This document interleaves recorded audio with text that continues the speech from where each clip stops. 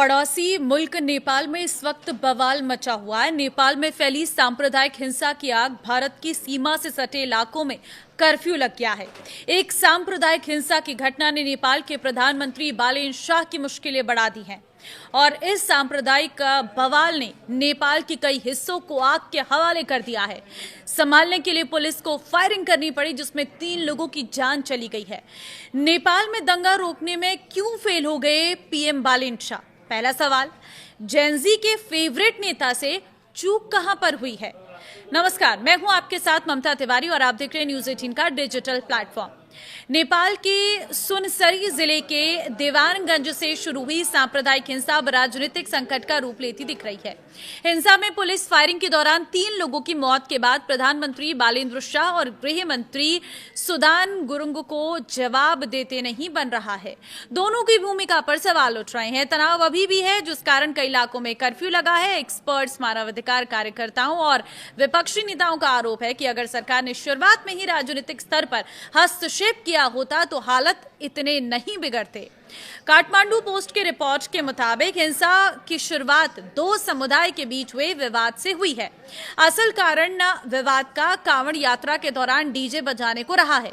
इसके बाद तनाव सुनसरी से निकलकर सप्तरी, सिराहा, धनुषा और फरसा तक फैल गया है। कई इलाकों में कर्फ्यू लगाना पड़ा है और अतिरिक्त सुरक्षा बल तैनात किए गए हैं। सरकार पर क्या आरोप है वो भी जान लीजिए। इस घटना पर आलोचकों का कहना है कि हिंसा के शुरुआती दिनों में ही सरकार को स्थानीय जनप्रतिनिधियों, राजनीतिक दलों, नागरिक समाज और सामुदायिक समाज नेताओं के साथ मीटिंग करनी चाहिए थी।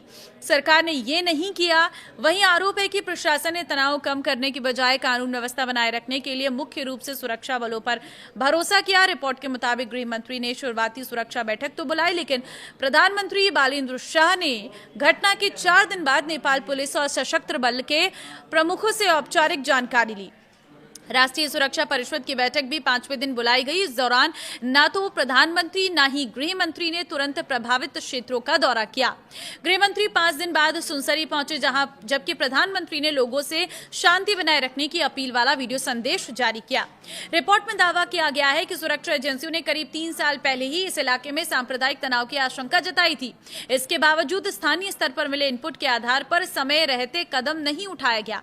पूर्व राष्ट्रीय मानवाधिकार आयोग सदस्य और अधिवक्ता मोहना अंसारी ने सरकार की कार्यशैली पर सवाल उठाए हैं। उन्होंने कहा है कि प्रधानमंत्री और गृह मंत्री ने शुरू से ही सुनसरी की घटना को उतनी गंभीरता से क्यों नहीं लिया जितनी जरूरत थी। एक स्थानीय विवाद उस स्थिति तक कैसे पहुंच गया कि पुलिस को गोली चलानी पड़ी? जब साफ था कि तनाव दूसरे इलाकों में फैल सकता है, तब राजनीतिक स्तर पर संवाद क्यों नहीं किया गया? रिपोर्ट के अनुसार रविवार को शुरू हुई झड़प के दौरान पुलिस ने गोली चलाई, जिसमें 30 वर्षीय ओम प्रकाश मेहता की मौत हो गई। कम से कम 9 लोग गंभीर रूप से घायल हुए। बाद में इलाज के दौरान 20 वर्षीय जयप्रकाश मेहता ने भी दम तोड़ दिया। इसके बाद सिराहा के गोल बाजार में प्रदर्शन के दौरान हुई फायरिंग में 17 वर्षीय गणेश यादव की भी मौत हो गई। नेपाल की प्रतिनिधि सभा में भी ये मुद्दा जोरदार तरीके से उठा। विपक्षी सांसदों ने सरकार से जवाब मांगा कि हिंसा को रोकने के लिए समय रहते कदम क्या उठाए गए।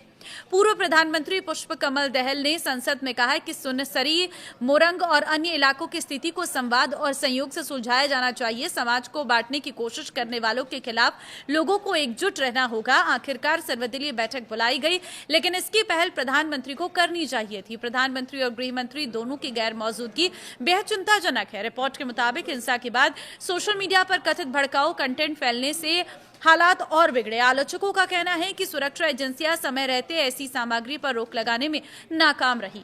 हालांकि नेपाल पुलिस के प्रवक्ता ने कहा है कि पुलिस एआई आधारित तकनीक की मदद से सोशल मीडिया की निगरानी कर रही है और भ्रामक या भड़काऊ कंटेंट फैलाने वालों के खिलाफ कानूनी कार्रवाई की जाएगी। फिलहाल माहौल अभी शांत नहीं हुआ है। अभी भी स्थिति तनावपूर्ण बनी हुई है, जिसका असर यह है कि नेपाल से सटे जो भारत के इलाके हैं वहां पर भी पूरी तरह से कर्फ्यू देखने को मिल रहा है। अब देखना होगा कि कितनी जल्दी इसको लेकर कड़ा कदम उठाया जाता है, क्योंकि इसमें और जाने भी जा सकती हैं। तो देखिए, पड़ोसी मुल्क में इस तरह की स्थितियां देखने को मिल रही हैं। बालेन्द्र शाह, जिसे चुनकर जनता ही लाई है, जिनको प्यार मिला जनता का, जिनको भरोसा मिला जनता का और जिन्हें एक बहुत बड़ी जिम्मेदारी बहुत कम समय में दी गई है, अब बालेन्द्र शाह के सामने ये एक बहुत बड़ी चुनौती है। इस चुनौती को वो कैसे पार पा पाते हैं, इस पर सभी की नजरें रहने वाली है। लेकिन कहीं ना कहीं हिंसाओं से नेपाल का ये नाता पुराना नजर आता है। इससे पहले भी ऐसी छुटपुट घटनाओं ने सरकार को हिला दिया था। इस बार अब देखना होगा कैसे शांति बहाल होती है। फिलहाल अगर आप नेपाल से वीडियो देख रहे हैं तो आप जरूर बताएं कि वहां पर क्या स्थितियां हैं। नमस्कार।